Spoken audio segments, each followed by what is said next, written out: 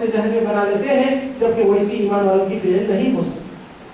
حقیقت ہے کہ ہر چیز کا اللہ تعالیٰ شفا قرآن سے، دونوں بھی امراض کا علاج ہے، ابدانی اور روحانی، جسم کے رہو یا روح کے رہو، قرآن کے اندر جتنے شفا ہے کسی اور چیز میں اتنی شفا اللہ تعالیٰ نہیں رکھا ہے۔ بہرحال یہ موضوع شفا کے اس میں انشاءاللہ اس کا تذکرہ ہوگا۔ پھر جنات میں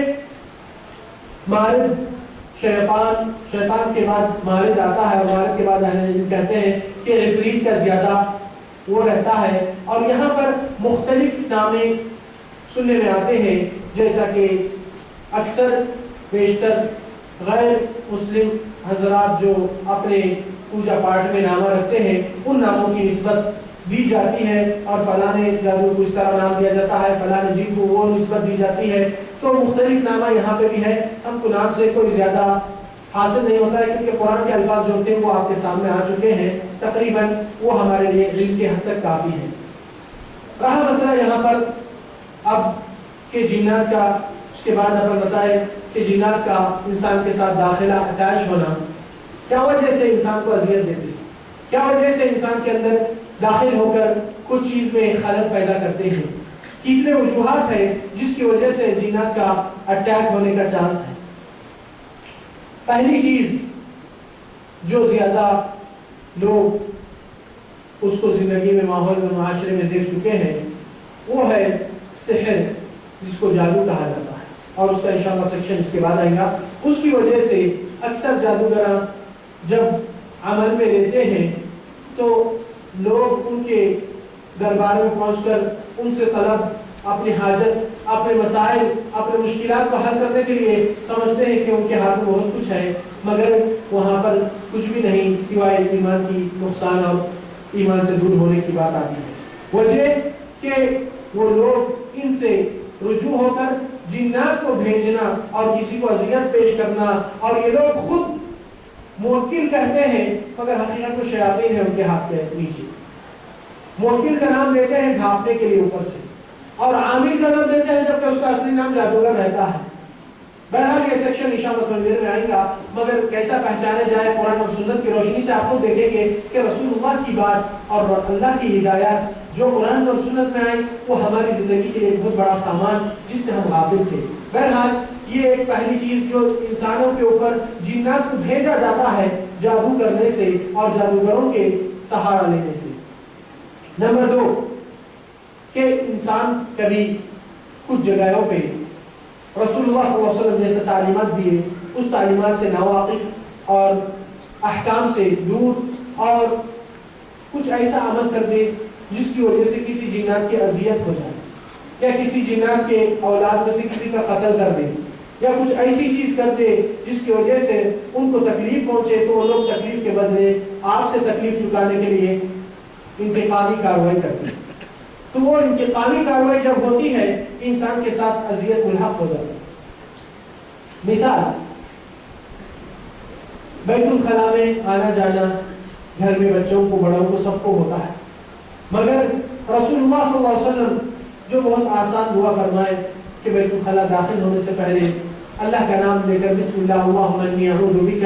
من الخبث والخبائث، دعا کے پڑھنے کے لیے 10 سیکنڈ کی ضرورت نہیں، 5 سیکنڈ میں پڑھے جاتے۔ آج کتنے ہمارے بچے اور ہماری ماں بہنیں اور بھائیاں جو یہ دعا سے واقف نہیں ہیں اور کبھی زندگی استعمال میں بھی نہیں کی، یہ لوگ اس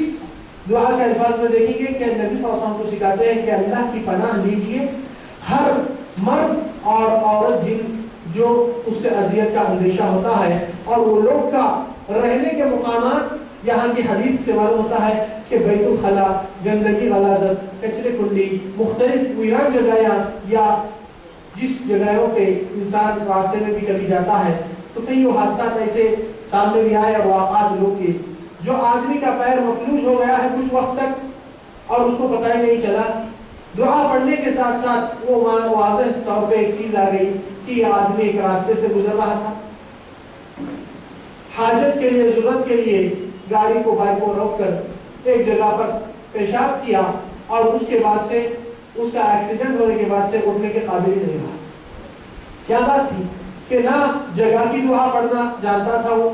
نہ کبھی زندگی میں پڑھا، جبکہ آپ کو رسول اللہ صلی اللہ علیہ وسلم سکھاتے ہیں جب بھی کوئی بھی نئی جگہ پہنچتے ہیں یا کوئی ایسے مقام پہ آپ کا قدم ہو جاتا ہے جہاں پر کوئی رہنے والے نہیں، آپ کے لیے کوئی نئی جگہ ہے، حتیٰ کہ لوگ بچوں کو ایگزام میں بٹھانے کے لیے سوچتے ہیں کہ ایک پین پہ پڑھ کے بک دیجیے، جبکہ مسئلہ ایسا نہیں۔ بچوں کو خود سکھائیے کہ نبی صلی اللہ علیہ وسلم کی دعا، اللہ کی مدد کیسا آپ کے ساتھ آ سکتی ہے۔ تو وہاں پر ہر جگہ کی دعا رسول اللہ صلی اللہ علیہ وسلم کیا فرمائے کہ اعوذ بکلمات اللہ التامات من شر ما خلق۔ ایک اتنی چھوٹی سی دعا سکھانے کے لیے اور یاد کرنے کے لیے لوگوں کے لیے اتنی بھاری پڑ جاتی ہے، مگر زندگی میں اس چھوٹی سی غفلت کی وجہ سے زندگی کے 5 سال صحت کے حصے میں چلے جاتے۔ چھوٹی سی دعا ہے، 5 سیکنڈ کی نہیں، مگر اس آدمی نے 5 سال تک تکلیف پریشانی، نوکری چھوڑ گئی، سرکاری نوکری ملازمت ختم ہو گئی، مختلف پریشانیوں کو سنایا ہے۔ تو میں تعجب کیا، سبحان اللہ، رسول اللہ کی اتنی چھوٹی سی بات تھی جس کو ہم نے غافل اپنے آپ کو کر دیا اور وہ چیز سیکھنے کے قابل نہیں بنے، جس کے نتیجے میں ہوا کیا کہ کافی ایسے مارا پڑے ہیں جو انسان اس سے محفوظ نہیں رہتے۔ تو رسول اللہ صلی اللہ علیہ وسلم کی بھی حدیث ہے کہ اگر جب بھی آپ جہاں نئے مقام پہ جائے ضرورت سے طہارت لینا ہے تو اس کے بھی آپ صلی اللہ علیہ وسلم آداب دیجیے۔ عبداللہ بن مسعود کی حدیث ہے، امام مسلم اپنی احادیث میں تخریج کرتے ہیں کہ ہم ایک بار رسول اللہ صلی اللہ علیہ وسلم کے ساتھ ایک جنگ سے فارغ ہو کر واپس آ رہے تھے، تو رات میں ایک جگہ پہ ہم نے مبیت اور قیام کیے، تو آدھی رات کو ہم نے اٹھے رسول اللہ کے بستر کو دیکھے تو ہم نے دیکھے کہ اللہ کے نبی بستر پہ نہیں تھے۔ تو ہم بہت پریشان ہو گئے، رسول اللہ کو ہر طرح ڈھونڈتے رہے کہ کیا ایسا ہو سکتا ہے کہ ہماری آنکھوں کی نیند اتنی گہری آ جائے کہ دشمن نے اللہ کے نبی کو اغوا کر دے ہمارے درمیان سے اور ہم ان کی حفاظت نہیں کر سکتے۔ قال فبتنا فی شر لیلہ، تو ابن مسعود کہتے ہیں اللہ کی قسم سب سے بدترین رات ہم کو محسوس ہو گئی کہ ہم سے اتنی بڑی کوتاہی ہوئی۔ تو اتنی ہی پریشانی میں ہم سوچ میں فکر میں تھے، تھوڑی دور سے رسول اللہ صلی اللہ علیہ وسلم حرا کی طرف سے آتے ہوئے نظر آئے، تو ہم نے کہا اللہ کے نبی، ہم تو خوف کھا گئے تھے کہ کہاں دشمن نے آپ کو گھیر لیا یا اغوا کیا یا تو جنات نے آپ کو لے کر اڑ گیا۔ تو نبی صلی اللہ علیہ وسلم فرمائے ایسی بات کچھ نہیں تھی، ولیکن اتانی داعی الجن، مگر جناتوں میں سے کوئی مجھے مدعو کیا، دعوت دیا اور بلوایا، تو میں نے ان کے پاس گیا اور ان کو کچھ قرآن کی آیات پڑھ کر سنایا اور سکھایا۔ اور رسول اللہ صلی اللہ علیہ وسلم کہتے ہیں، ابن مسعود روایت کرنے والے، کہ رسول اللہ ہم کو لے کر گئے اور بتائے ان کی آگ یہاں تھی، یہ بیٹھک یہاں تھی، یہاں پر یہ میں نے سکھایا۔ تو وہ لوگ مجھ سے یہ مانگے کہ ہمارے لیے کیا غذا رہ جائے، ہمارا کھانا کیا ہوگا۔ تو نبی صلی اللہ علیہ وسلم فرمائے ہر ہڈی جو پھینکے جا سکتی ہے جس پہ اللہ کا نام آپ لے کر پھینکیں گے، صرف بسم اللہ، بسم اللہ ایک چھوٹا ورڈ ہے مگر زمین آسمان کا فاصلہ جتنا بڑا ہے اتنی بڑی طاقت اللہ تعالیٰ آپ کو دے کر یہ جنات اور شیاطین سے اتنا دور کر سکتا ہے۔ یہ بسم اللہ اتنی بڑی بھاری چیز ہے کہ بسم اللہ کا معنی کیا ہے کہ اللہ تیری مدد سے میں یہ قدم کر رہا ہوں، تیری مدد سے میں یہ چیز میں کامیابی لیتا ہوں۔ قدم آگے بڑھ رہی ہے، گھر سے نکلتے ہیں، بسم اللہ توکلت علی اللہ۔ نبی صلی اللہ علیہ وسلم کیا فرمائے، جب انسان یہ صرف چھوٹا سا لفظ استعمال کرتا ہے گھر سے نکلنے کا وقت، ولا حول ولا قوت الا باللہ، یہ پڑھ کے نکلے